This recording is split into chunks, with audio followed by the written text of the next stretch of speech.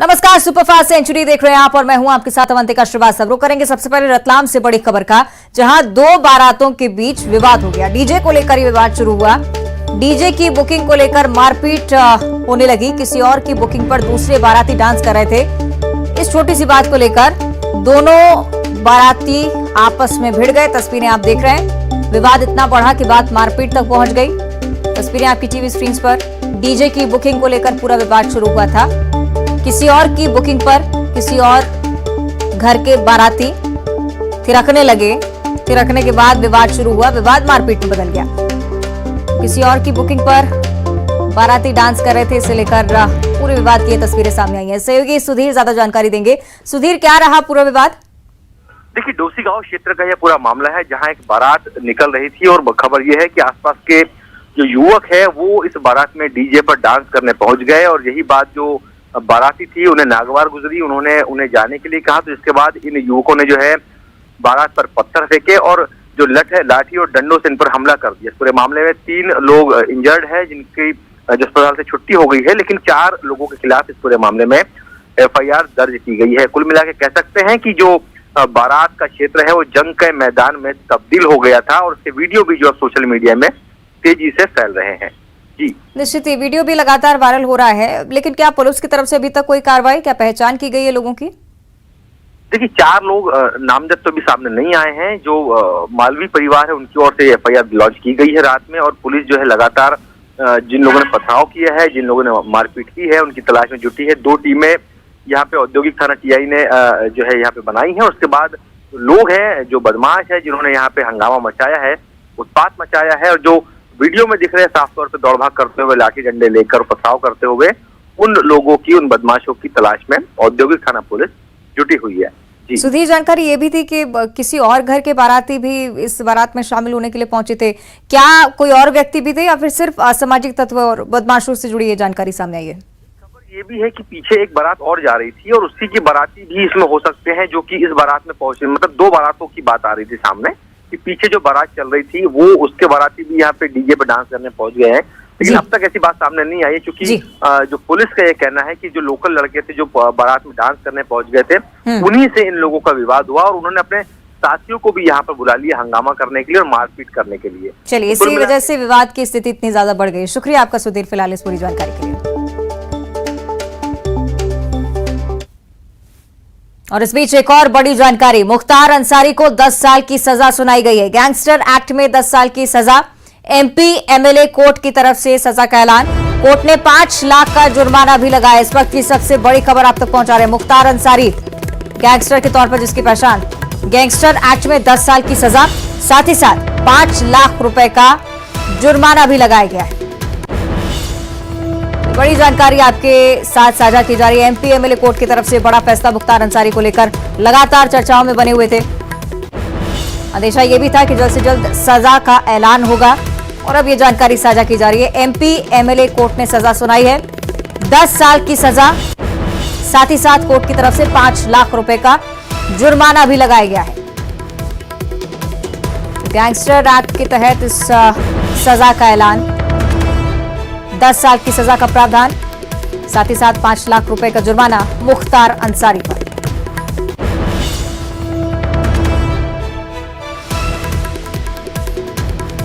इस वक्त की बड़ी जानकारी आपके साथ साझा कर रहे हैं। Mukhtar Ansari, MP MLA court की तरफ से सजा का ऐलान हो चुका है। 10 साल की सजा मुख्तार अंसारी। आगे बढ़ते हैं। प्रधानमंत्री नरेंद्र मोदी ने आज कर्नाटक के बीदर हुमनाबाद में एक जनसभा को संबोधित किया। वहीं शाम को मंगलुरु में रोड शो भी प्रधानमंत्री करने वाले हैं, लेकिन उस दौरान उन्होंने कांग्रेस पर जमकर हमला बोला। कहा कि मेरा सौभाग्य है कि इस विधानसभा चुनाव में मेरी शुरुआत बीदर से हो रही है। कांग्रेस को निशाने पर लेते हुए PM मोदी ने कहा कि उन्होंने मुझे 91 बार गाली दी, लेकिन हर बार जनता ने उन्हें नकार दिया। PM मोदी ने यह भी कहा कि कांग्रेस हर उस व्यक्ति से नफरत करती है जो सामान्य मानवीय की बात करता है। वहीं उन्होंने PM मोदी ने लोगों से बीजेपी को वोट करने की भी अपील की है। PM मोदी ने कहा कि जब हमने PM किसान सम्मान निधि की शुरुआत की थी, तब कर्नाटक में कांग्रेस JDS की सरकार थी। इनको किसानों से कितनी नफरत है। देखिए कि ये लाभार्थी किसानों की सूची केंद्र सरकार को भेजने में रुकावटें पैदा कर रहे थे। में भी कांग्रेस ने फिर से मुझे गालियां देने का काम शुरू कर दिया है। मैंने देखा किसी ने उन गालियों की लिस्ट बनाई है और वो गालियों की लिस्ट मुझे दी है। अब तक मुझे ये कांग्रेस के लोगों ने 91 टाइम अलग अलग गालियां दी है। अरे कांग्रेस ने ये गालियों की डिक्शनरी में टाइम खराब करने के बजाय अगर इतनी मेहनत उन्होंने गुड गवर्नेंस के लिए की होती, कांग्रेस कार्यकर्ताओं का उत्साह बढ़ाने के लिए किया होता, तो आज कांग्रेस की ऐसी दुर्दशा न होती। कांग्रेस के लोग कान खोल करके सुन ले, आपने जब जब जिसको गाली दी है उन्होंने आपको ऐसी सजा दी है, ऐसी सजा दी है, आप दोबारा खड़े नहीं हो पाए हैं। इस बार कर्नाटका में भी ये गाली का जवाब, इनके सम्मान पर जो चोट पहुंची है उसका जवाब वोट से दिया जाएगा, वोट से दिया जाएगा। भाइयों बहनों, जब ये लोग मुझे गाली देते हैं, अब इतनी गालियां हो गई 91, और उनके टॉप मोस्ट नेता देते रहे, कोई ऐसे नहीं, छोटे मोटे कार्यकर्ता नहीं। और तब मैं सोचता हूं कि भाई ये कांग्रेस ऐसी पार्टी है, उसने तो संविधान निर्माता बाबा साहब आंबेडकर को भी ऐसी ऐसी गालियां दी थी, बाबा साहब को भी छोड़ा नहीं था। और साथ ही कर्नाटक में चुनाव प्रचार कर रहे सीएम शिवराज सिंह चौहान ने भी कांग्रेस पर जोरदार हमला बोला है। सिद्धरामैया, मल्लिकार्जुन खड़गे और शिव कुमार यानी कि एसएमएस से कर्नाटक को बचाने की बात कहते हुए उन्होंने ये भी स्पष्ट किया कि जैसे एक करप्ट मैसेज मोबाइल खराब कर देता है, ठीक वैसे ही कर्नाटक के भविष्य को खराब कर रहे हैं ये। वहीं उन्होंने पीएम मोदी पर दिए गए मल्लिकार्जुन खड़गे के बयान की आलोचना की है। कहा है कि पीएम मोदी देश के लिए ऑक्सीजन के समान है। उन्होंने पीएम मोदी को नीलकंठ बताते हुए कहा कि वो देश की जनता के लिए जहर पी रहे हैं।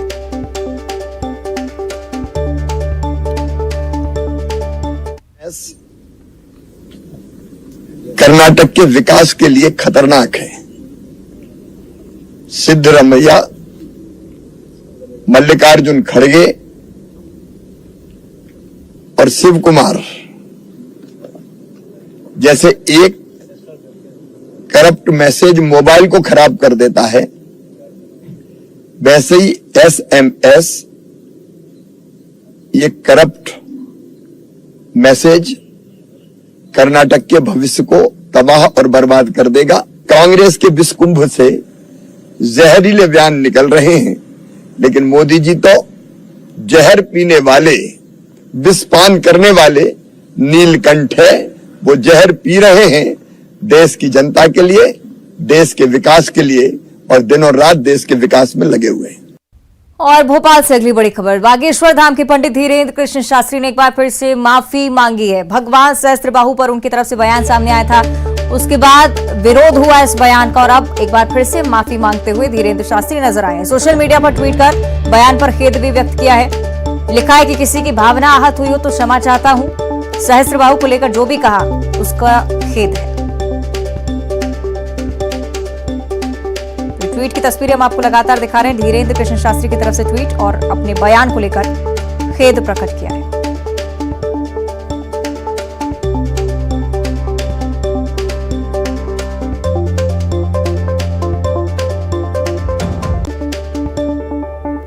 और भोपाल से ही अगली बड़ी खबर, कलचुरी समाज ने पंडित धीरेन्द्र कृष्ण शास्त्री का विरोध किया है। पंडित धीरेन्द्र कृष्ण शास्त्री का विरोध क्योंकि भगवान सहस्त्रबाहु की तरफ से उनकी तरफ से बयान सामने आया था, इस वजह से कलचुरी समाज खफा है।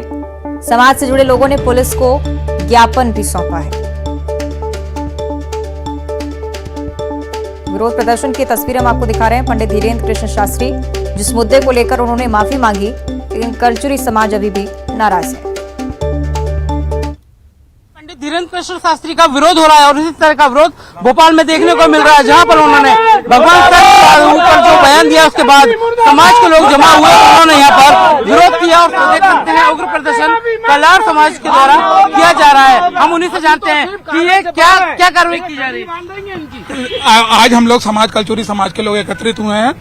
हम लोग धीरेन्द्र शास्त्री जी ने जो भगवान शास्त्री जी को लेकर अनर्गल टिप्पणी की है, उनकी आदत बन गई है। वो एक्चुअली अहंकार और घमंड से भरपूर हो गए हैं। सिर्फ अनर्गल बयानबाजी करके वो लोगों का ध्यान भटकाना चाहते हैं, अपनी छोटी सी हल्की सी लोकप्रियता हासिल करना चाहते हैं। हमारा समाज उनसे सार्वजनिक रूप से माफी मांगने की मांग करता है, नहीं तो शीघ्र एक घोर प्रदर्शन यहाँ पे किया जाएगा। धीरेन्द्र कृष्ण शास्त्री का विरोध पूरे देश भर में किया जा रहा है। कैमरा पर्सन दीपक कुमार के साथ जितेंद्र शर्मा, न्यूज 18 भोपाल। आगे बढ़ते हैं भिलाई से अगली बड़ी खबर। कथावाचक पंडित प्रदीप मिश्रा की प्रेस कॉन्फ्रेंस सामने आई। धर्म परिवर्तन, हिंदू राष्ट्र जैसे तमाम मुद्दों को लेकर अपने विचार स्पष्ट किए हैं। नक्सलियों को हिंसा का रास्ता छोड़ने का संदेश भी उनकी तरफ से। ये भी कहा है कि राजनीति में जाने की इच्छा नहीं है, भारत पहले से हिंदू राष्ट्र है। भिलाई में शिव महापुराण की कथा पढ़ रहे हैं प्रदीप मिश्रा। 1 मई तक इसका आयोजन किया जाना है। उसी दौरान प्रेस कॉन्फ्रेंस उनकी तरफ से आयोजित हुई। है कि हमारे जो सैनिक भी लगे रहते हैं, पुलिसकर्मी भी लगे रहते हैं, या सुरक्षा के जो भाव लगे रहते हैं, ये कहीं ना कहीं हमारे भारत की भूमि को या हमारे धर्म को जोड़ने का काम करते हैं, तोड़ने का काम नहीं करते। तो इतना जरूर कहना चाहूंगा कि नक्सल एरियो में जहां कहीं भी इनके ऊपर जो आक्रमण होता है और इनका परिवारवाद में रोता है या उनको तकलीफ होती है, वो कहीं ना कहीं बद्दुआ हमको भी नष्ट कर देती है। तो प्रयासरत रहें, अपने जीवन को अच्छा बनाने का प्रयास करेंगे तो जीवन सार्थक। शिव जी का प्रचार मूल रूप से हम लोगों का मूल तत्व है। उसमें ये नहीं है कि भाजपा या कांग्रेस के लिए, जो हमारे सनातन धर्म को पोषणता प्रदान करे। जिस पेड़ से हमको छाया मिल रही है, उस पेड़ के नीचे अगर जल डालेंगे तो हो सकता है आने वाले समय में वो फल भी दे। तो उस भाव से कहा है कि कहीं ना कहीं किसी न किसी रूप में हमारा सनातन धर्म मजबूत होता। जो बंटवारे के समय चले गया वो चले गया, पर जो आज भारत की भूमि जो है और यहाँ जितने भी लोग रह रहे हों, चाहे वो किसी भी धर्म के हों, किसी भी वर्ण के हों, वो हिंदू राष्ट्र के अंतर्गत ही रह रहा है। हिंदू राष्ट्र पहले भी था, आज भी और आगे भी रहेगा। उसके लिए विशेष कोई सील ठप्पा लगना मूल नहीं। और जगदलपुर से अगली बड़ी खबर। अरनपुर घटना के मास्टरमाइंड की तस्वीर बस्तर पुलिस की तरफ से जारी की गई है। जगदीश कुरामी दक्षिण बस्तर का रहने वाला डीवीसी कमांडर है। जगदीश कुरामी 10 लाख का इनाम इस पर घोषित है। जीरम हमले में भी जगदीश शामिल था, ऐसी भी जानकारी। मोस्ट वांटेड नक्सलियों की सूची में हिडमा के बाद दूसरे नंबर पर नक्सल कमांडर जगदीश का नाम है। दरबार डिवीजन में सभी घटनाओं में शामिल रहा। ये दरबार डिवीजन का हेड है जगदीश कुरामी और दंतेवाड़ा नक्सल हमले का मास्टरमाइंड भी, जिसके खिलाफ अब बस्तर पुलिस ऑपरेशन चलाने वाली है। जानकारी खुद बस्तर पुलिस की तरफ से साझा की गई है। 10 लाख का इनाम भी जगदीश पर घोषित है।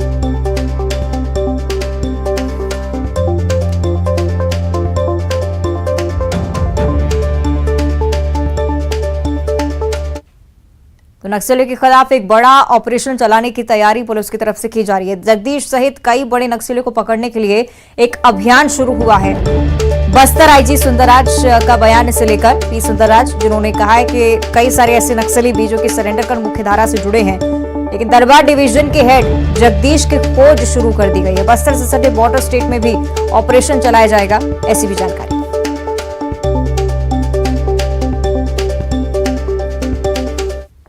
उनका पूछताछ जारी है, जैसा पूर्व में भी मैंने बताए थे। अभी इन्वेस्टिगेशन काफी प्रारंभिक स्तर पर है।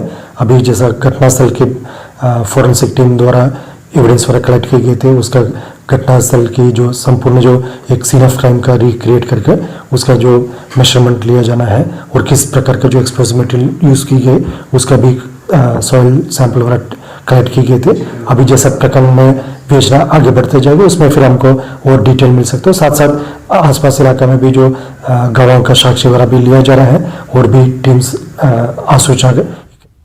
इधर मध्य प्रदेश में एक बार फिर से नामचीन जगह का नाम बदला गया है। भोपाल नगर निगम ने राजधानी के ऐशबाग स्टेडियम का नाम बदल दिया है। अब बीजेपी के वरिष्ठ नेता दिवंगत कैलाश सारंग के नाम पर stadium Kailash Sarang hockey stadium अब कहलाएगा और इसके साथ ही जहांगीराबाद चौराहे से पुल पात्रा तक के मार्ग का नाम बदलकर बाबूलाल गौर मार्ग कर दिया गया है। इधर लाल घाटी से सुल्तानिया तक मार्ग को शहीद ग्रुप कैप्टन वरुण सिंह के नाम पर रखने का प्रस्ताव भी रखा जा चुका है। इसके पहले भी प्रदेश सहित राजधानी के कई जगहों के नाम बदले जा चुके हैं। हबीबगंज स्टेशन उनमें से एक, और अब एक बार फिर से ऐशबाग स्टेडियम के नाम बदलने की खबर। इसके बाद से सियासत भी लगातार बढ़ती हुई। और अब कोरबा से अगली बड़ी खबर, जहां हाई टेंशन टावर पर एक युवक चढ़ गया है। शराब के नशे में युवक बताया जा रहा था।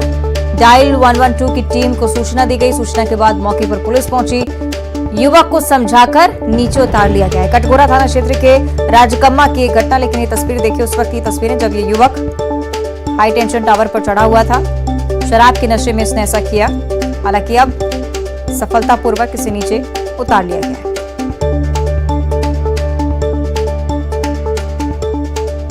ये तस्वीरें आप देख रहे हैं, हाई टेंशन टावर पर युवक चढ़ा। उसके बाद आसपास मौजूद लोगों ने डायल 112 की टीम को इसकी सूचना दी। युवक को नीचे उतारा गया। पुलिस की तरफ से समझाइश भी दी गई। कटघोरा थाना क्षेत्र के राजकम्मा की ये पूरी घटना।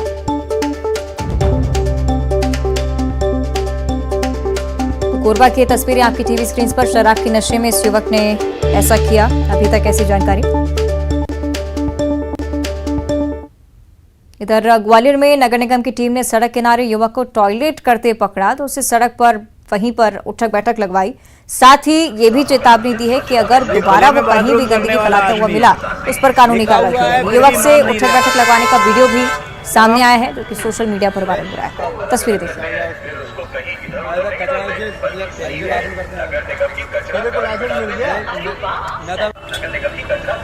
देखो सब लोग देखो, ये खुले में बाथरूम करने वाला आदमी है, लिखा हुआ है फिर भी मान नहीं रहा है। और बुलेटिन में इतना ही। नमस्कार।